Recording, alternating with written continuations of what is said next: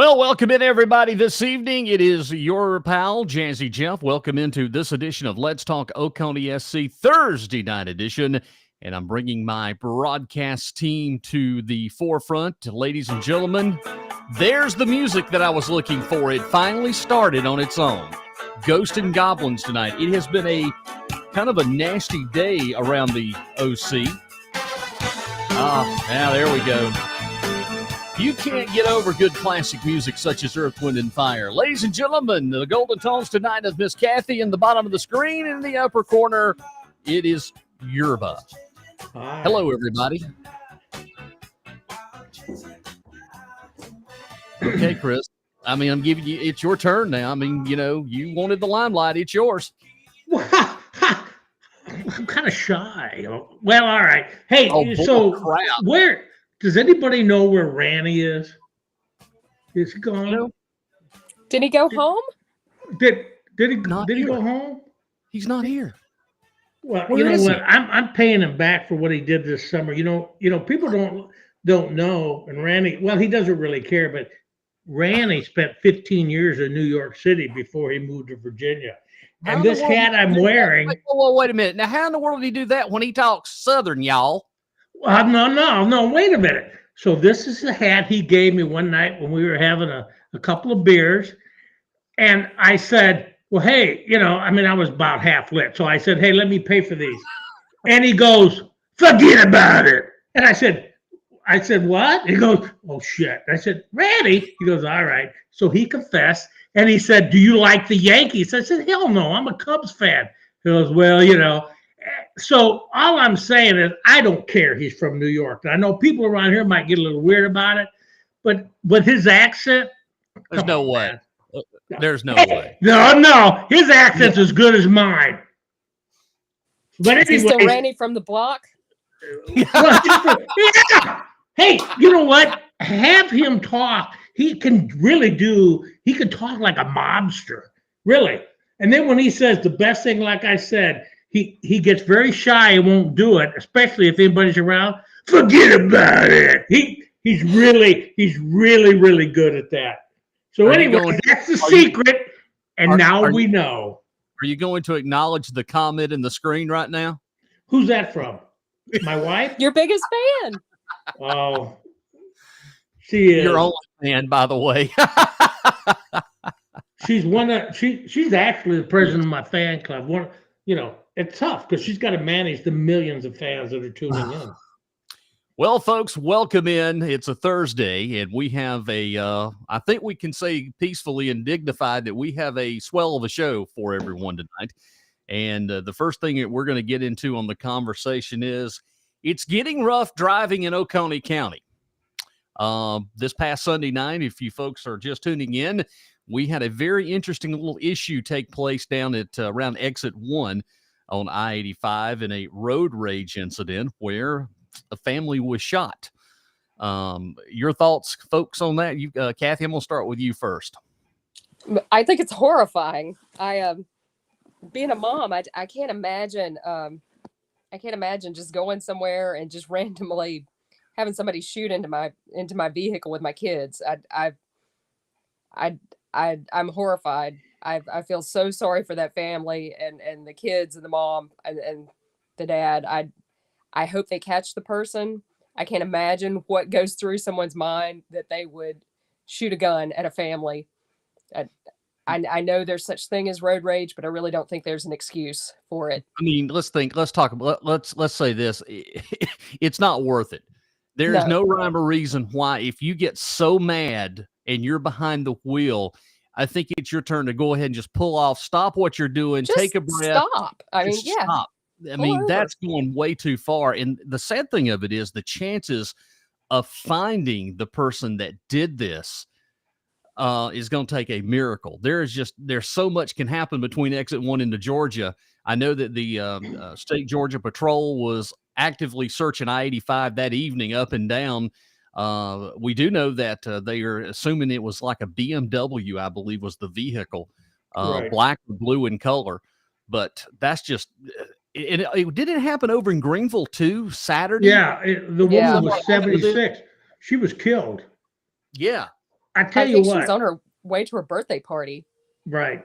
But here's the thing I never really thought of, because it does irritate me when people tailgate me, and you can see how aggressive they get, because I try to stay within the speed limit. I mean, I'm not really going anywhere. I'm just kind of hanging out.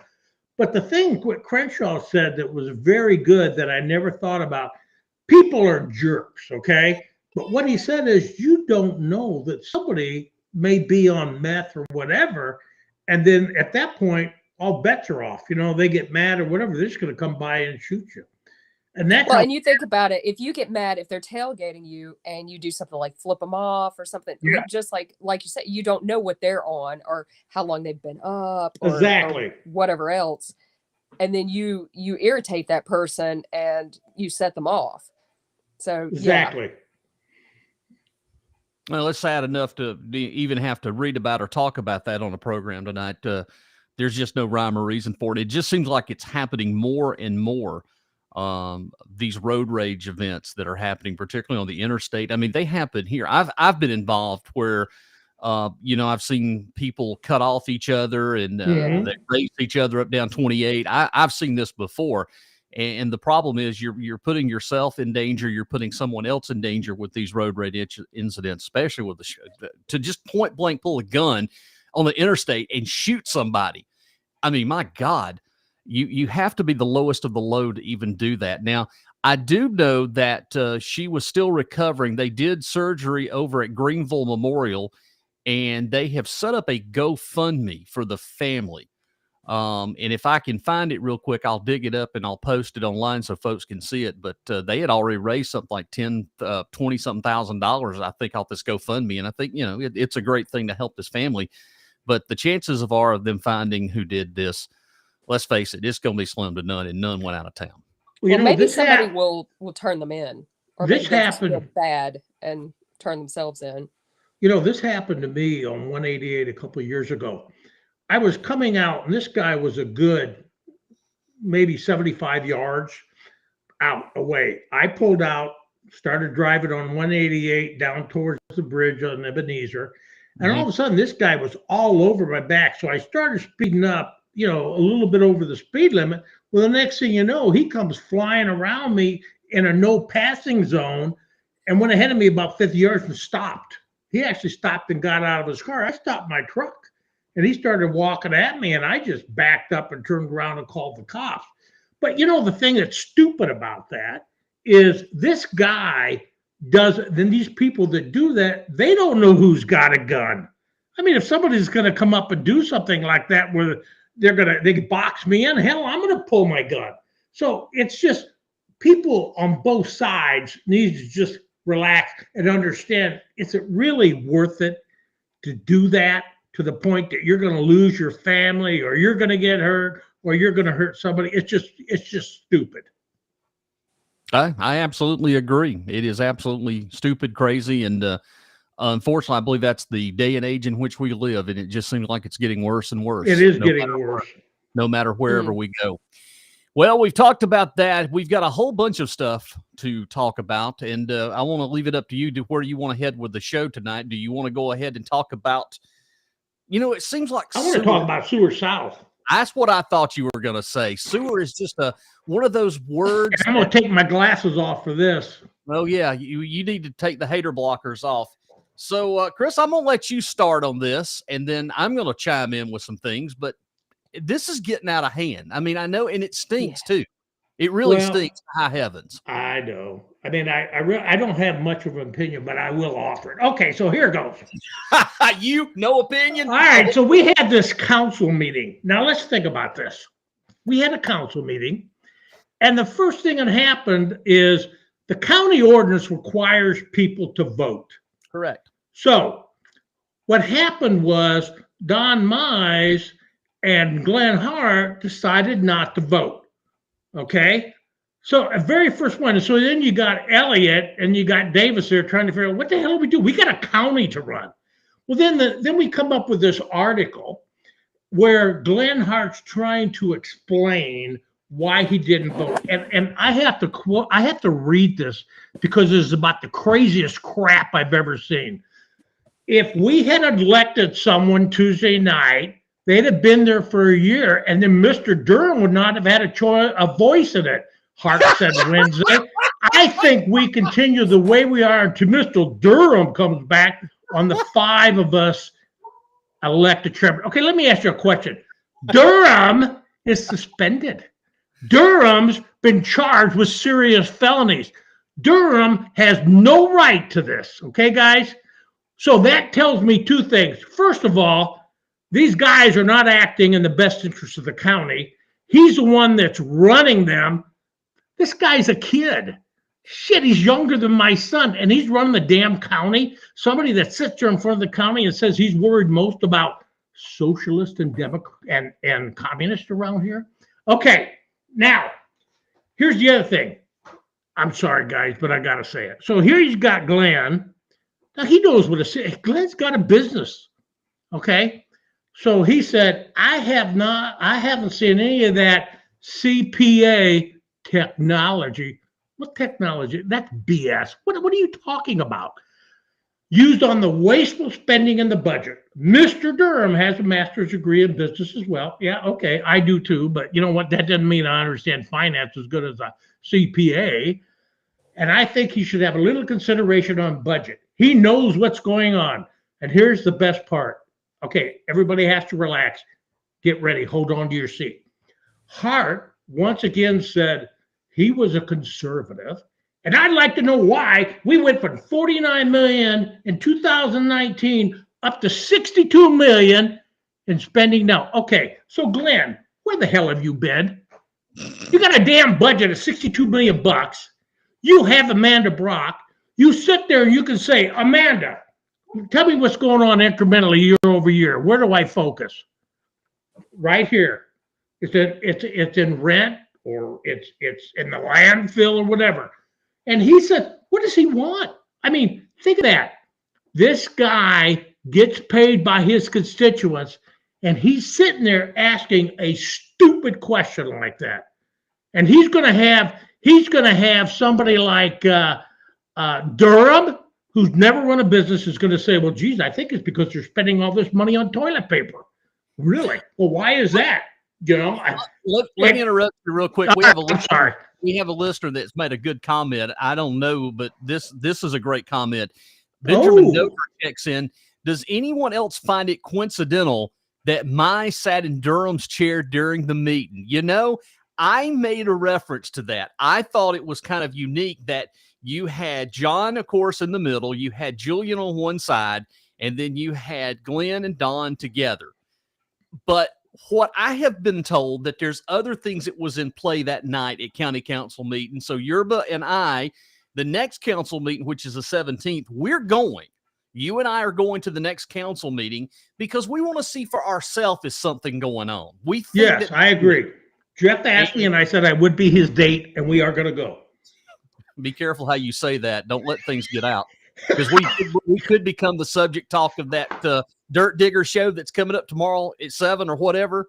Don't forget. That's right. Oh, yeah, Lord have mercy. Don't forget, that's going to be the greatest show ever in Oconee County radio and video podcast history. Okay, so here's the thing, seriously, to the people listening. Think about this, guys. In a county, any county across this country, and I've lived in a lot of them, the most powerful positions in the county are councilmen. They run the county. They don't get paid much, but they run the county. And what can happen is you have things like this where people are weak, and you have somebody's agenda that's behind the scenes. And I'm sorry, Matthew, you know what? You're innocent until proven guilty, but you have no right other than as a private citizen. And these guys should have enough strength of character to be able to say, guys, I'm my own man. Right now, it looks like we got people that are basically getting paid, making incredibly large decisions for the county that we're going to talk about. And they're only parroting what somebody says in the background, somebody that hasn't even gone to court yet. So, well, you're right, Chris. Is that right? You're exactly right. But we're also here's the big thing. and I've said this on this show over and over, you have someone that was arrested and has been charged with a crime. Then you had an executive order that was issued by the governor of South Carolina suspending this councilman. But yet, throughout all of this councilman has continued to function as a county councilman, hence the newsletter that's come out monthly. My understanding, there's been meetings he's attended with Glenn Hart outside the county, aka he went and met with Anderson County officials over the sewer, over all of what's going on down Highway 11 on exit 1. So and the administrator. And there's a big issue here. And I think it's going to take the legislative delegation and it's going to take the state to figure out something. There needs to be something if you've been charged with a crime. Now, private businesses does it all the time. They don't ask any questions. You're gone. I mean, particularly even in there was a football coach that was just fired for conduct. He was arrested and charged with a felony. They fired him. There's got to be some sort of these politicians that are getting arrested, they still think that, oh, well, we can still serve. You know, Marion County had a county councilman back in November that was suspended. There comes a point, though, that once these charges are taken care of, if he's found guilty or if he's innocent, wherever it goes, then come back, run again, but it's hampering the county business. This is holding Oconee County back. I agree. Jeff, let me just say, I agree 100%, okay? But let's talk about something for a second. These two guys, Don and Glenn, represent the county, okay? Now, they have a responsibility to what? Between the two of them, 40,000 citizens, whatever? 15 and 15. You're looking at about 15,000 per district. Okay, so about 30,000. Mm-hmm. So they are leaders. Now, I understand they're friends with Matthew. That's fine. Stay by your friend. But when they start this kind of stuff, it makes me wonder where their values are. Do they not understand how serious these crimes are for a family? I mean, this is bad. What kind of example are you setting for children and everybody else? Is this really how you want to represent your people, where you want to make a mockery of the law and also make a mockery of charges like this? Keep this at arm's length. The only thing I'm saying is, guys, keep it at arm's length and do your damn job. You've got voted in. And if you can't do your job, then you need to resign or people need to remove you from office. Well, they've made him and his plight more important than the 30,000 people that they're supposed to be representing. That's great. That's what you say. Absolutely. Think of that. One person is more important than the 30,000 people that they're supposed to be representing and making decisions for. And you can't, all it reminded me of, you've seen Forrest Gump. You know, when he gets on the bus and he's trying to find a seat and they're sitting there, everybody goes, this seat's taken. This seat's taken. It's the childish thing that it reminded me of. They're trying to hold his seat and put everything on hold for him until he gets back. And you can't do that. You cannot paralyze an entire county and every bit of business until he straightens his legal problems out. We can't function that way. I'm sorry that he's having legal trouble, but we can't just paralyze everyone else because he has a problem. Something has to stop. Whether they need to get in touch with the governor and ask whether there needs to be an interim or whether there has to be another solution, but they have to continue with their jobs. Did you see the comment up here? They believe he's not guilty. Oh, I agree. Oh, absolutely. Okay, so let me respond to that. They have to continue with their jobs. Exactly. But here's the thing. They believe he's not guilty. Okay. That's fine. But he was arrested and he's charged with felonies. So he has no right to do anything with this county. And now what I'm seeing, and this is my opinion, my sense is he is controlling these guys from the background. And that is bad. Yeah, they're allowing their personal relationships with him to influence their jobs with the county and Right. how they represent their constituents. And they can't do that. I They Why think can't I is do it would, that. any If why is his it if any different than a business? Right, Kathy? Is it any exactly, different than why is it any different than anything? I mean, you you're a can't do leader? that. You couldn't do that at work. You couldn't do that Hell if no. you were in a church. You couldn't do that anywhere. No way. I You are kept at arm's length because of liability. Right, Jeff? oh, I agree. I totally agree. And I this think makes I a would mockery.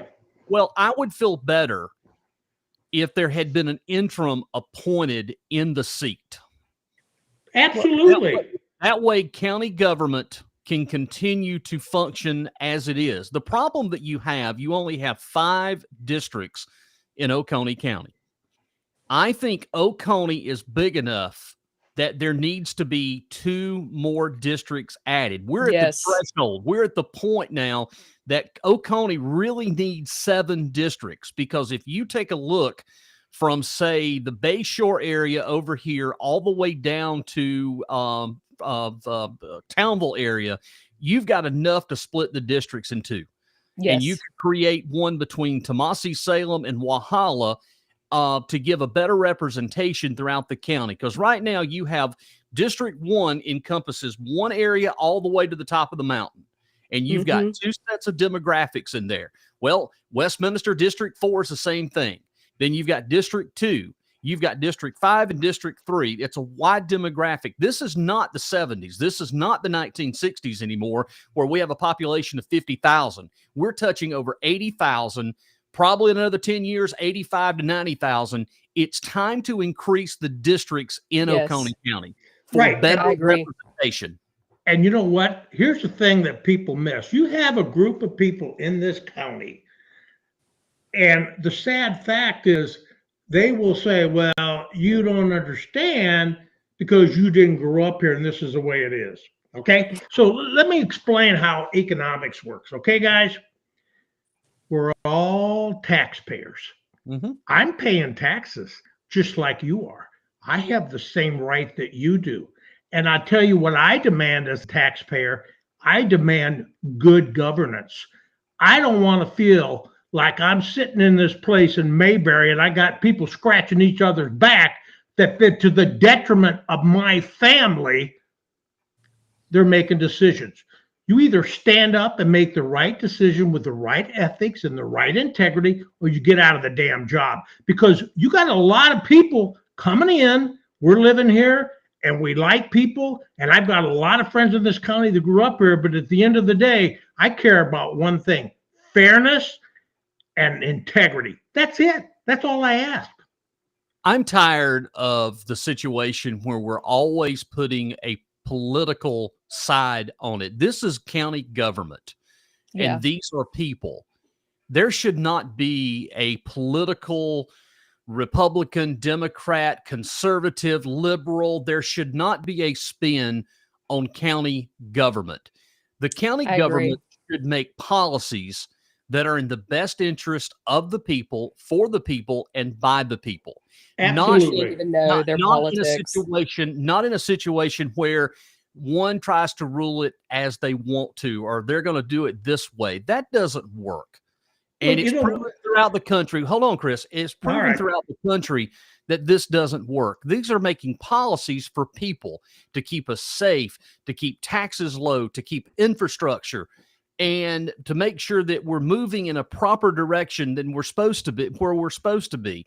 We've got so many issues right now that has been going on for 20, 30 years back that we've never addressed. We've just kicked the beer can down the road, and it seems like here we go again. We're going to kick the beer can again down the road. We got a problem with sewer that we don't have anybody coming in down there, but yet we want to spend all of this money to put a pipe down there so certain people can benefit off of it. Now, you tell me what's wrong with this. What is wrong here? But we've got this one person that people think is the savior, and that's Matt Durham. No, Matt a Durham's not small. the savior. Wait a minute, he's not the savior of Oconee County. Yeah, He's but it's not. a small He's not clique. representing the people of Oconee County. It's a very small little 2,000 plus clique that is Exactly. hell bent on destroying every damn thing coming and going. That's all they want to do is take this right here and keep stirring the crap. They want to stir the shit all the time. It's every time you turn around, it's not about the damn people.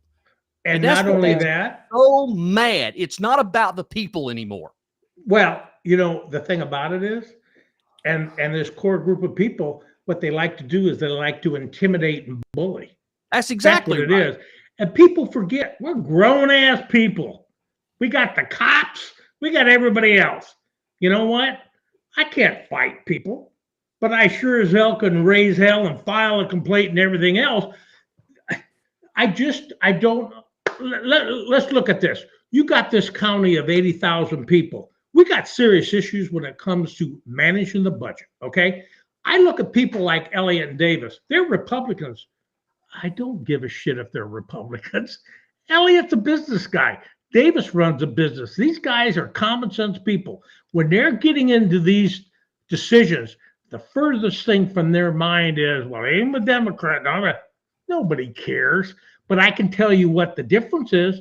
Look at how much time we wasted last year with this sanctuary for the unborn. That is what I'm talking about.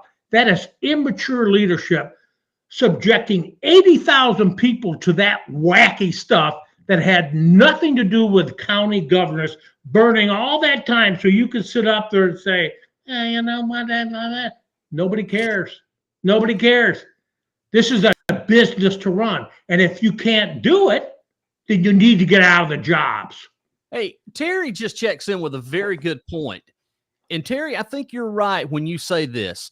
The ones you're talking about believe they are the people. What does that mean?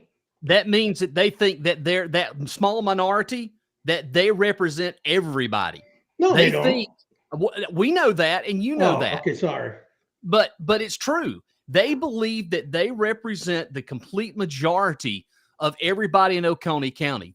So they think, oh, you better stand up there and come to the council meeting. You better come up here and start fighting because here we go. They're going to take away your property. They're going to take away this. They're going to take away that. One thing they do, they're really good at is misrepresenting things. We saw that with the zoning, the buffering with the lighting, because what they did was they got everyone out and got them stirred up about property rights. They're going to take away your property rights. They're going to take away that buffering and zoning was for industries and for businesses so that they weren't blinding people with their lights. That's what that was for. So that when you cut down 100 trees, you were going to have to put a few back up so that you didn't blind people with your lights in the roads and that kind of thing. It was for businesses. It was for the benefit of residences. It was for the benefit of people driving down the road. And who came out? It wasn't businesses. It was residents. And it was people thinking, oh, they're going to make me put up trees. They're going to tell me how to put trees in my yard. That wasn't it. They just went on what they were told. They said, they gave me a call and they told me I'm going to have to plant trees and I'm not going to be able to have lights. And now I'm mad, you know. So they called up, you know, their people, and that's who comes out.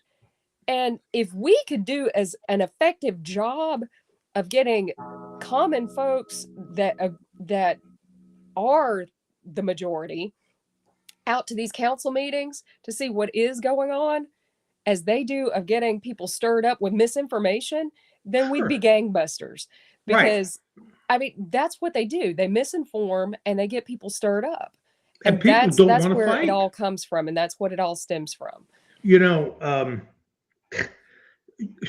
you look at this, and Kathy and Jeff, this is something I'm being very truthful about this. You've got these people, and Terry says they're talking about, they believe they are the people. Okay. I've lived a lot of different places and I've worked with a lot of different people, and we all have disagreements, but we're always going one direction to do the best thing. Okay. So it looks like we're losing the stream. Can you hear me, Jeff? Yeah, I've got you. You're fine. Okay. Go ahead. I can hear you. So I've seen these people operate. Kathy made a very valid point about the misinformation. I've seen the bullying.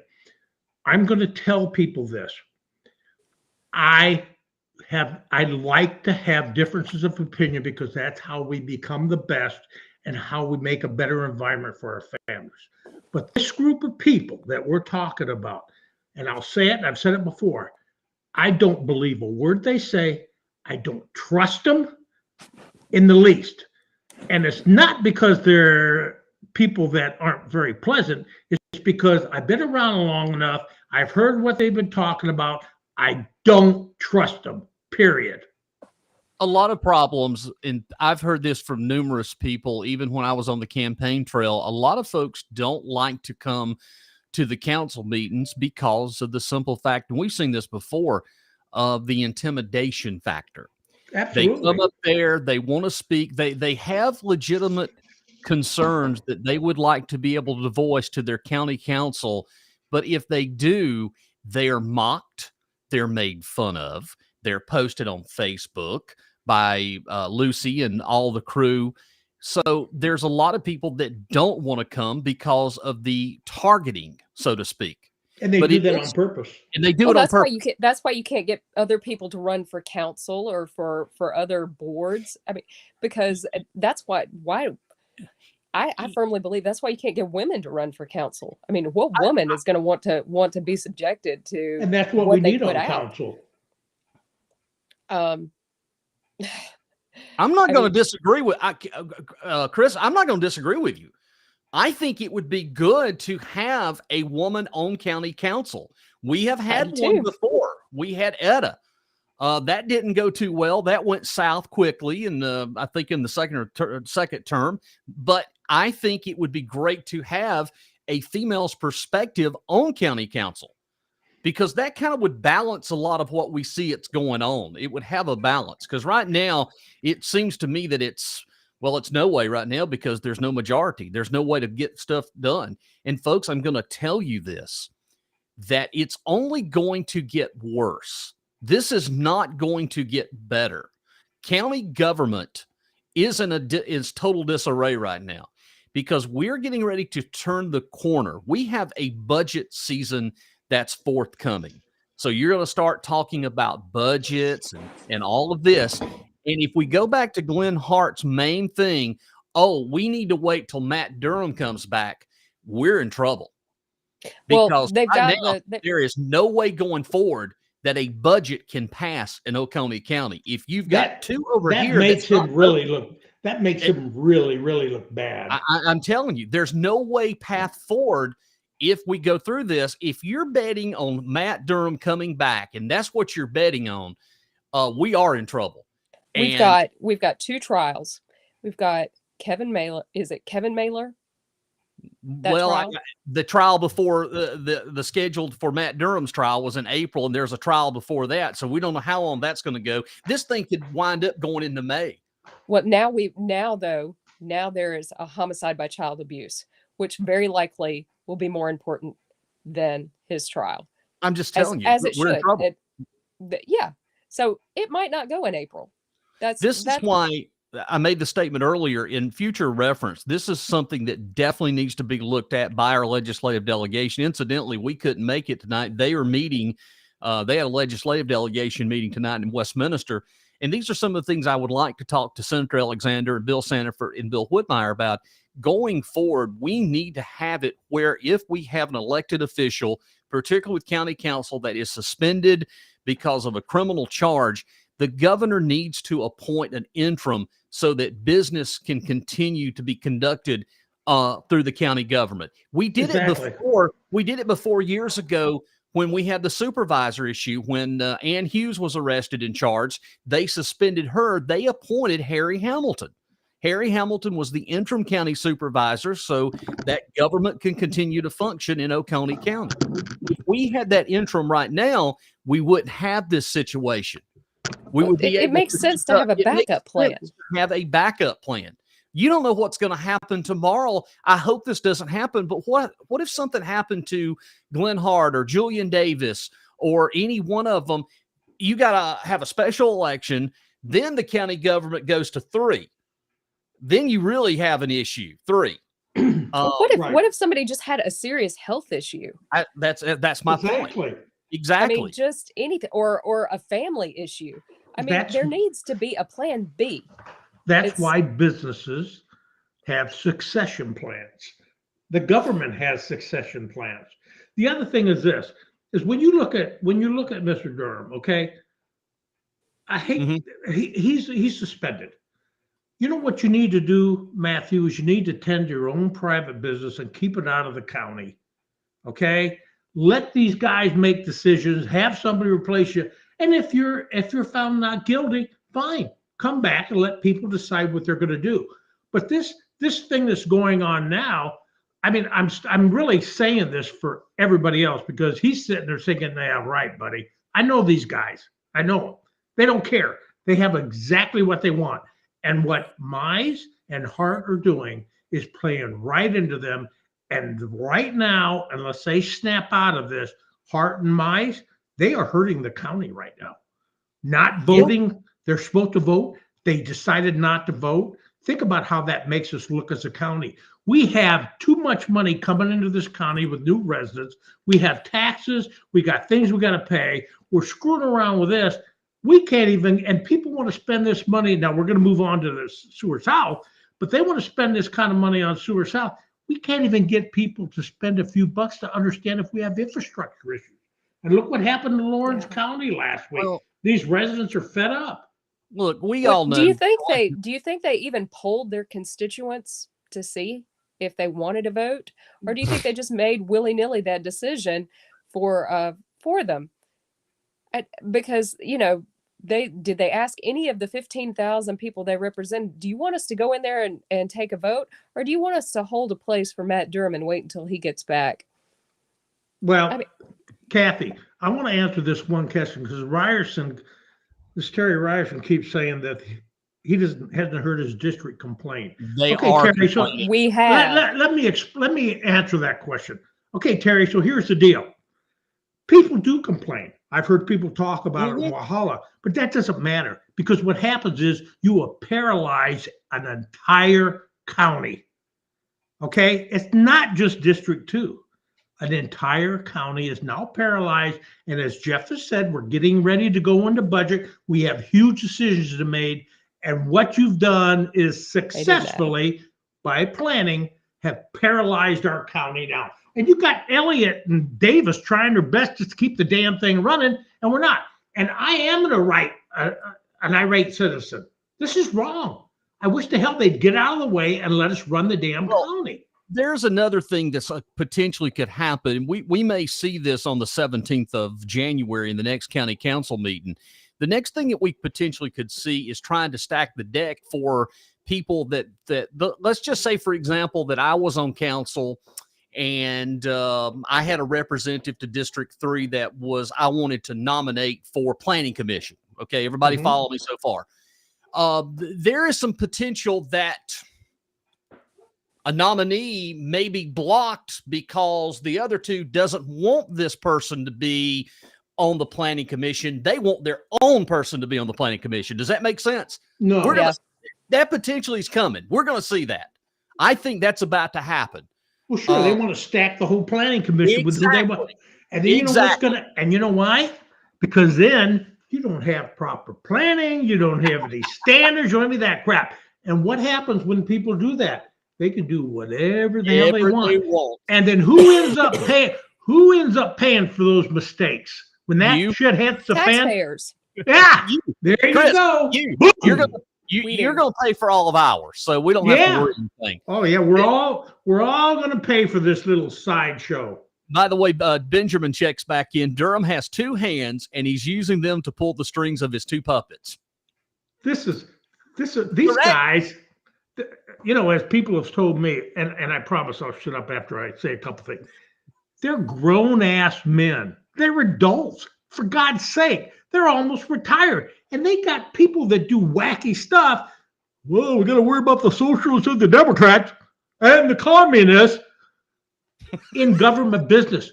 That's stupid. But can we move on to the Sewer South and people not recusing themselves and the concern and the optics of financial gain? I'm glad that you brought that up because that's been a big stickler for the last couple, actually since last week. So a hypothetical for folks watching and listening right now. and we're going to present an opinion, and you make your own mind up however you feel about this. But here we go. So let's say that, for the last 20 years, the county's been trying to get sewer down to exit 1 for the, the Welcome Center. So let's just say you start digging in, and all of a sudden you realize that an elected official owns property on Highway 11, right close to, where the sewer's coming. So my question is, do you think that that council member should have reported that the potential for, I don't know, economic gain or something that, he might see or might not see? Because that's a fact. Yes. That's a fact. But we can tell you this, as of this afternoon, there has been no filing that he had an economic interest in anything down in that particular area, because we did check on that. So that's a very interesting question that I want to pose to you two. How do you feel about that? I think it's wrong. Who are you asking, me or Kathy? I'm asking both of you. I think Kathy, ethically he should have said something.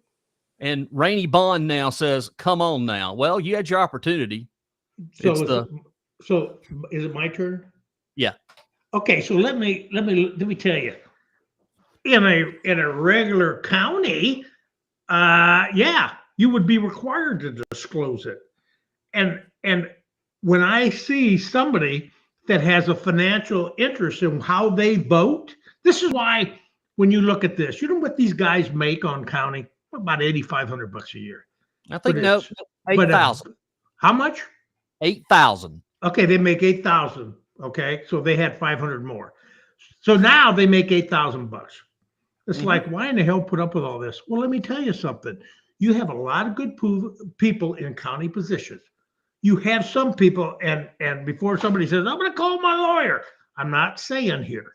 I'm saying across the country, people that aren't good about it. And they're going to say, what the hell, $8,000? I'll put up with this crap because I'm going to make $300,000 on the back end. Okay? That is right. And that's true, Jeff. That is why good governance requires you to excuse yourself from these types of decisions. And the thing that bothers me the most, I don't think that Glenn understands that. Now, maybe not disclosing it, he might have forgotten it, but it's like when I saw that, I'm like, are you for real? You really don't think that we're concerned about you making a vote on something, spending millions and millions of dollars, and you have an opportunity to feather your nest, and that wouldn't bring people out here and say, what the hell? Listen, man, that's my money you're spending. My job is not putting money in your pocket. You don't get a vote. You know what, though? He could just be nice and donate the land. Well, yeah. Let's give him the benefit of the doubt. He could donate it. He could donate it to the cause. There's other people too along that stretch that stands to gain financially. Then let them lobby their own councilman. But they're not. Maybe they could donate their land. Exactly. They're not elected officials either. Nope. You let the decision stand on its own with no special interest in it. Because right now, everything he's going to do on Sewer South, it's funny how nobody wanted to spend any money when we're talking about simple thing around infrastructure and doing the right things to protect taxpayers. But do you notice as soon as Sewer South comes up, you got everybody and his brother. You got Penelope out there trying to shame people about, this jobs. We're going to have jobs for people so they don't have to drive 3 miles to the next county. Hey, sorry, dude. That doesn't cut it. That's not the way business works. And you sure as hell don't have somebody that has a vested interest that's going to vote for his own interest. That is just wrong. But Chris, here's the thing, too. We have a piece of property right now that's been in Oconee County possession for 20-something years. It was originally called the Golden Corners Commerce Park. Well, guess what's on the Golden Corners Commerce Park? Sewer. We have sewer already there. But we've been on that piece of property for years and years and years, and nothing has ever happened. So why are we all of a sudden jumping up and needing to rush sewer down to exit 1? Well, there's a potential to put Patriots Point or Penis Point or whatever it is down there. Well, listen, that's been talked for about 30 years and nothing's ever happened. I don't know of any businesses that are coming down there right now because a lot of that property on I-85 in that particular area is bordered by Army Corps of Engineers property. So if we spend all this money, what is the return on the investment? What is Oconee County going to get in return? Are we going to have people knocking down the doors to come build a manufacturing plant down there? Well, no. Well, wait a minute. Wait a minute. Why. You know what? Here's the thing, Jeff. You've got this Commerce Park. Okay. If that's not filling up, then that tells you what's happening going up to 85. There's nothing. It's not there. But it's not there. We should probably spend that money because with the due diligence that was done, with the companies lining up, the due diligence said, let's spend $25 million. It takes us 20 years to make it up because we got all these companies lined up, right? So where is that due diligence? Oh, wait a minute. There's no due diligence. Let's just spend $20 million just to spend it. And guys, you know what? You might not like the way I tell you, but I'm going to tell you right now. Who do you think pays for that? You talk about grants. Grants are tax dollars. We know that. You are going to foot this bill. You are going to foot this bill. These guys talk about conservative. He talks about conservative. They don't even know what the hell it is. This isn't conservative. This is just common sense business, period. Am I wrong, Jeff? The grant's gone. Not yet, but it's getting close. There was a timetable on the grant that they have to use it within a certain amount of time, and if they don't, then the grant was gone. I believe that to be the case. That they had a certain amount of time. So I don't. The time is ticking. The clock is ticking. But again, I think we still have a little bit of time. I just would like someone to tell me and point me in the direction that we're going to stand an economic gain by running it down there, because I've heard this all before. I've heard it for years and years. Oh, we got to get sewer down there. That's going to bring the industry in. Well, no. If you're an industry, say you're something like Michelin or Volvo, and you're going to build a plant. Are you going to build it somewhere that already has all the amenities, that has restaurants, that has hotels and things like that? Because you're going to be bringing in people. And you know what they're going to do, Kathy? They're going to get on I-85 north, and they're going to go to exit 19 and go to Anderson, South Carolina. Right, where when your corporate people come in, you have places to feed them, you have places to put them up in hotels. You might even go to Greenville, where you're closer to the airport. So, I mean, we're years from being built up. Well, Kathy, we only have 4 miles. We only have 4 miles of Interstate 85 in Oconee County, and border on each side is a lake. And a lot of that property in there is Army Corps. See, they still have to get the approval of the Army Corps of Engineers to put the pipes under Lake Hartwell. I don't even think they've got that yet. They've not even sent out that to get the approval to do that yet. And the cost of boring under the lake is going to be exorbitant compared to putting sewer. Absolutely. Does everybody know that they're boring under the lake? Yeah, well, most people do, but yeah, it's true. You've got to bore there. The plan was to bore it under. Well, I mean, my God, you're going to bring it down 59 to exit 4 there, and then you're going to take it down. Well, you got a lake right there. You got a bridge that goes over a lake, so you got to put the poopy under the ground. It's got to go under Hartwell to get to the other side down towards exit 1. Right. You know what? Here's the thing. And I'll tell you what, Elliot knows what I'm going to say. Elliot knows exactly what I'm saying when I say this. So we've been sitting here and we've been saying, well, you know, I mean, what about this? And then they go 4 miles and blah, blah, blah. Okay. These guys are sitting there pushing this. And we're sitting here saying, well, blah, blah, blah. Okay. You want to spend that kind of money? Where is the justification? It's no different than when I had a budget and I had people wanting a piece of everything. I tell them, and they'd say, "Hey, it's great for customer service." I said, "Yeah, what does it give me? Does it give me more sales? Do I reduce people? What does it give me?" And then I'd say, "Oh, it's going to do this. Good, you sign up for it." "Oh no, I can't do that. I don't know for sure." Then don't ask for the money. And what's happening here is you got Penelope. Oh, it's got that. It's like, okay, show me the facts. Where's the money? What is it going to bring to the county? Because what I'm going to do, I got to fund it with taxpayers. And taxpayers are going to say, what the hell? You're going to spend this money and my taxes are going to increase. But it won't increase if you have businesses coming in. So where's the proof? Do you have a projection? Who did the projection? Are you 90%? Of where you think it's going to happen, or are you like 5%? Right? What's going on? Strap the pipe to the bridge. I like that one, Terry. But yeah, Morgan's comment, that will never freeze. Morgan's comment was the best. Going under the lake sounds like Gru's plan to steal the moon. Super practical. Right. But guys, here, you know, I know it's so ridiculous. That's why I get passionate about it. It's just so stupid.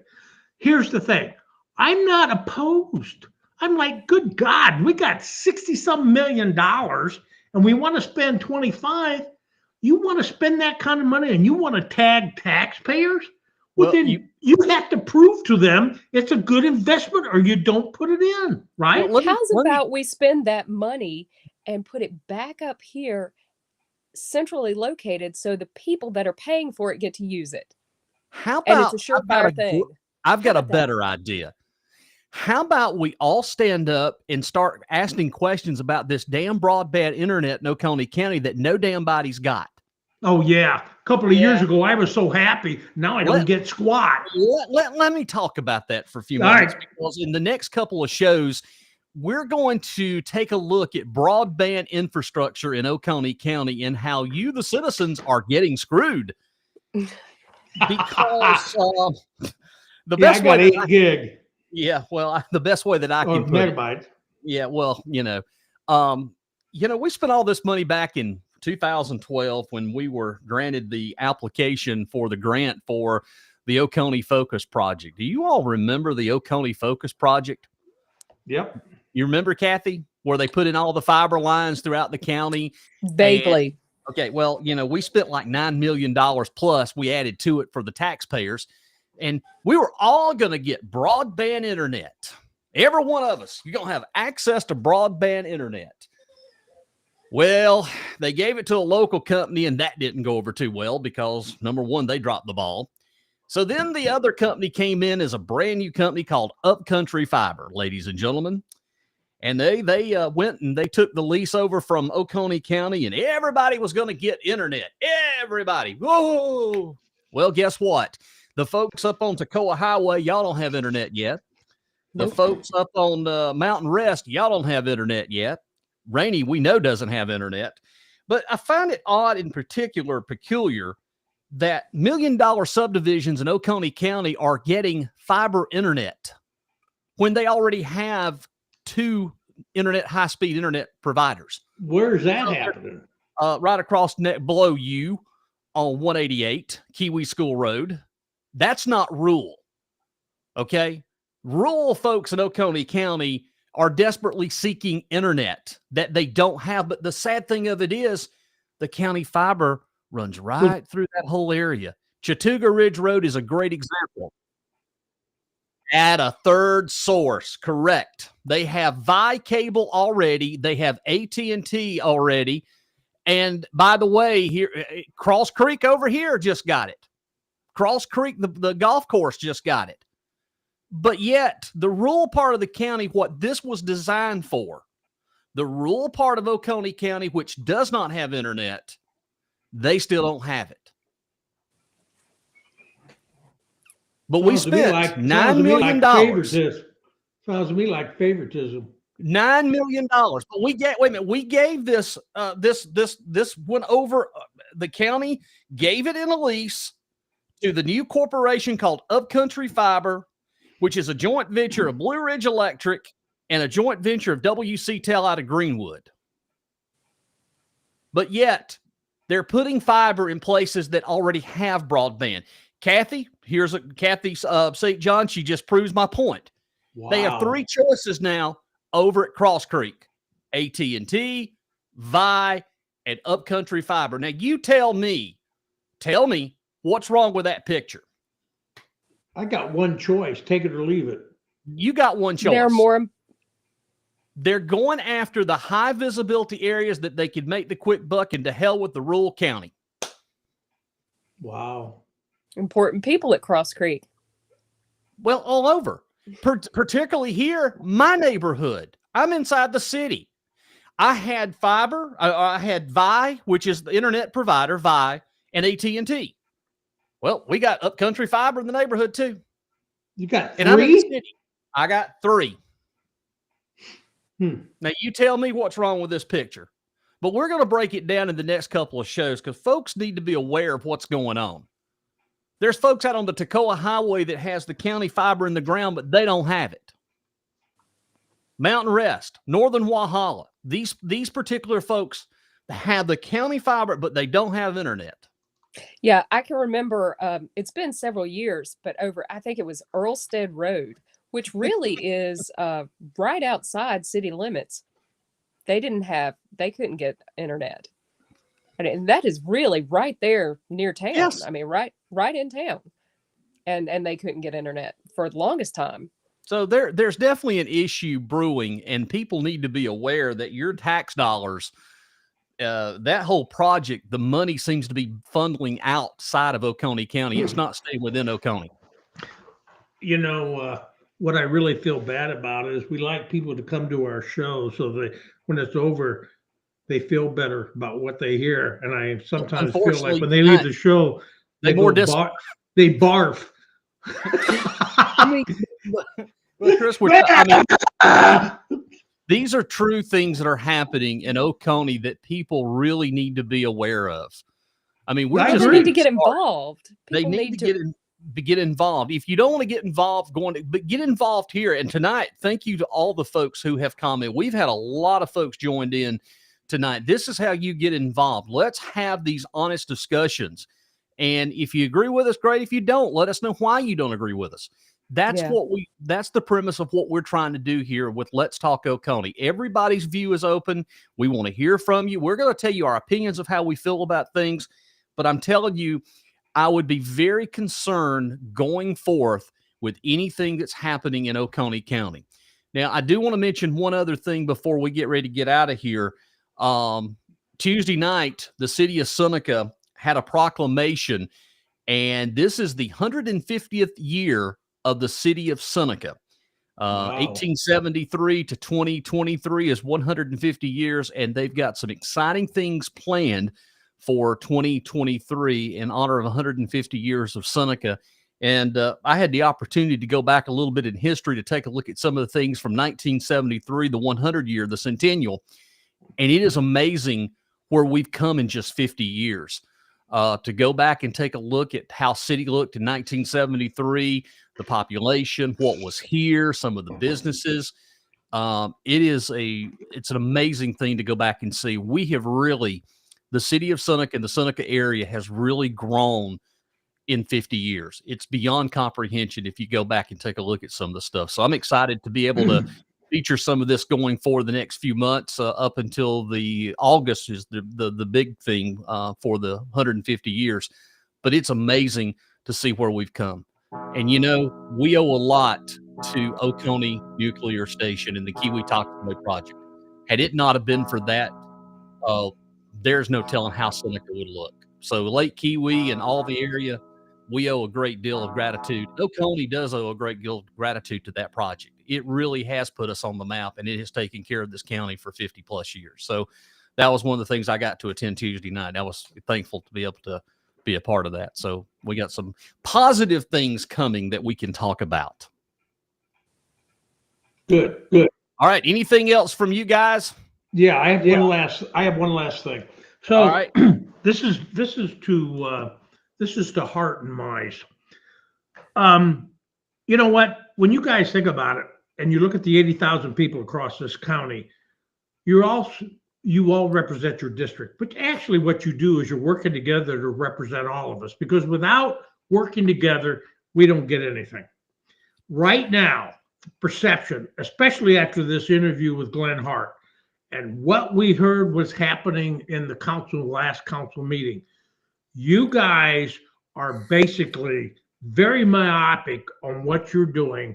And the feeling we're getting is that you don't care about what we think. You only care about one person, what one person thinks. One person that really should be tending to his own issues.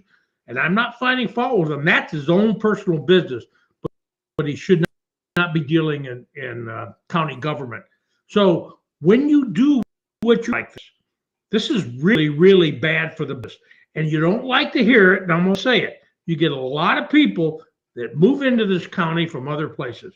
We pay taxes. We're equals. We have friends that are longtime Oconeans.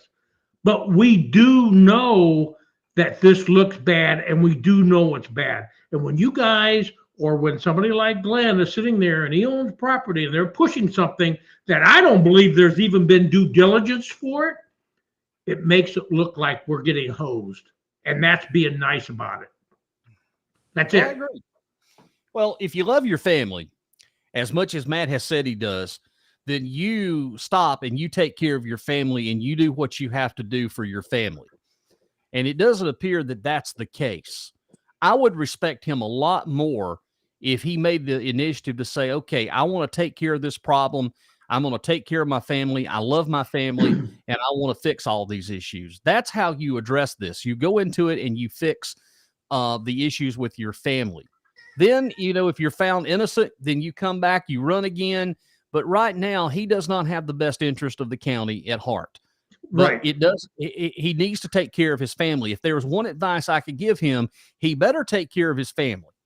And he better do the right thing. If you don't do the right thing, when this thing comes to trial, it's just like he's just oblivious to it. It's like, I'm going to be found innocent and I'm going to do what I want and to hell with it. But you do have a family at stake here. Those are the people that I worry more about, is the wife and the two kids, because, the two kids are having to face all this. And I know that they have questions. They're trying to be shielded from it. But later in life, this could come back to bite him in the butt when they get older and they find out what all of this was about.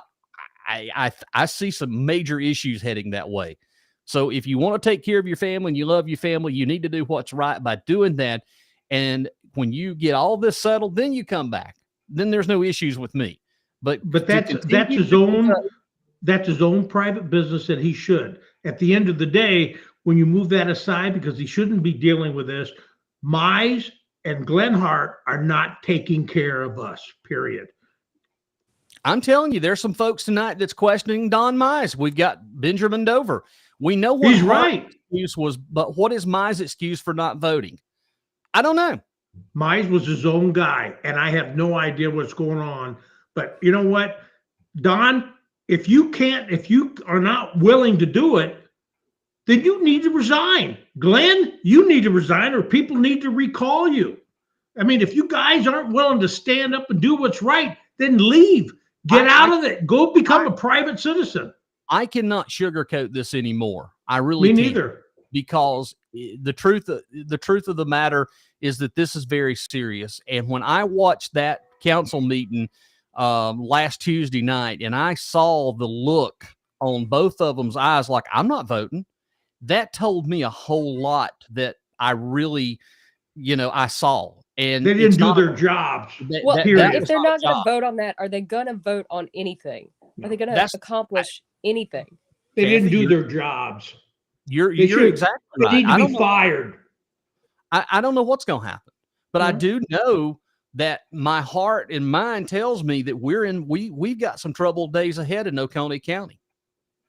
Yeah. And the 17th, we're going to see. We're actually going to get to see some things. I think there's going to be some votes coming on some major topics, major issues that has a significant bearing on which way the county is going to be heading for the next 5 or 10 years. One of those I've mentioned before is a fire contract. If he votes no for that fire contract, front page of the paper on Wednesday morning, he's going to be assassinated in the paper. It's coming. Is he I going to already know say that. anything though? I mean, has he voted on anything at all since he started? Or is he just gonna be silent? I would hope that he would do the right thing and vote and not vote how he needs to vote with the constituents. But I can't sugarcoat this anymore. This is a major issue, and it's going to get worse. And Jeff, you know what's going to happen is people are going to get a reality check. They're going to listen to this crap and they're going to say, oh, okay, well, they're not pretty good. They represent us. Okay, guys, when you get clobbered on your taxes or you have issues or services or infrastructure issues, guess what? Politics goes out the window. But the time to deal with this is now. If people aren't doing the jobs, you take them out. They have to leave. They need to resign or you recall them. Because right now we're at a crux, just like Jeff said and just like Kathy said. Either do something or don't complain 9 months down the road.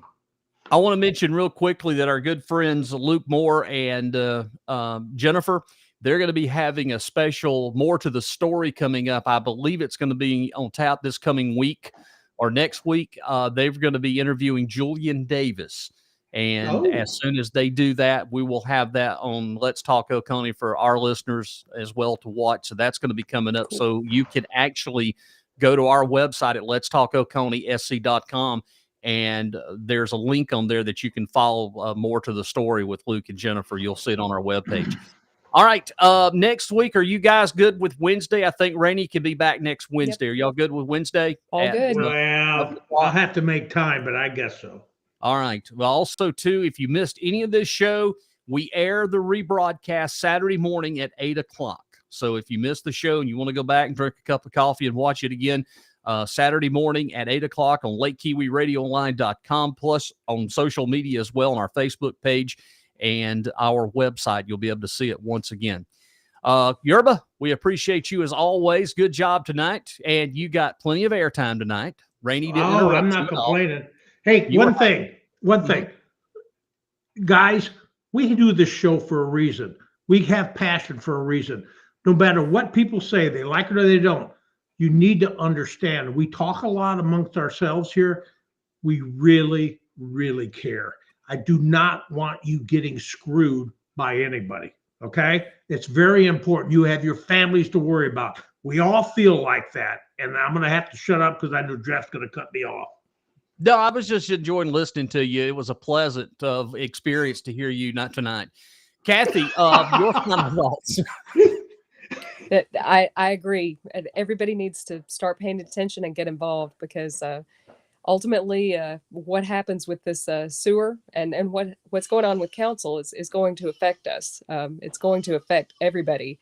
And if people don't start paying attention and letting their voices be heard, we're gonna face some real trouble. And like Chris said, it's very likely going to hit our pocketbooks, and that's when people start taking notice. Unfortunately, just remember, Oconee County and county government, to me, it's not about the politics, but it's about making good, sound policies for the community and for the people in which we live in it. And we work and we play, and we love it here. That's why people moved here. They love the quality of life. It's home. And Chris, it's your home. You've moved here. You've been here how long now, Chris? How long have you been in Oconee? We moved here in 2007. 2007. So you've been here. You're vested in the community. You take an active participant interest in what happens here at Oconee. And we love this. We love the community. We love the people. And we only want to see good moving forward in Oconee County. We don't want to go back to like it used to be years ago. I remember those days when you would have fights at county council meeting and they would sling notebooks across the tables and pound their fist. And just remember, I grew up in the era that Norman Crane was county supervisor, and by God, it was Norman's way or no way. So I remember all of the old days of how it used to be where, he runs the county with an iron fist. But we've made progress, and we've got to continue making progress. Well, it's technology. Now you got Facebook and text. That's what. Well, you got to have broadband infrastructure too, which we don't have in Oconee County. That's my Woodruff Road word now. Broadband infrastructure. Hey, I forgot Woodruff Road. I'm off that. we're gonna eat whatever happens. I agree with you. All right. Well, I've enjoyed it tonight and look forward to seeing you Wednesday, 7 o'clock. If you missed the show, you can check it out again Saturday morning at what time? Saturday morning at 8 a.m. So, Kathy and Chris, you all have a good night. Thanks for listening and watching right here. Thank you. on Let'sTalkOconeeSC.com. We will see you.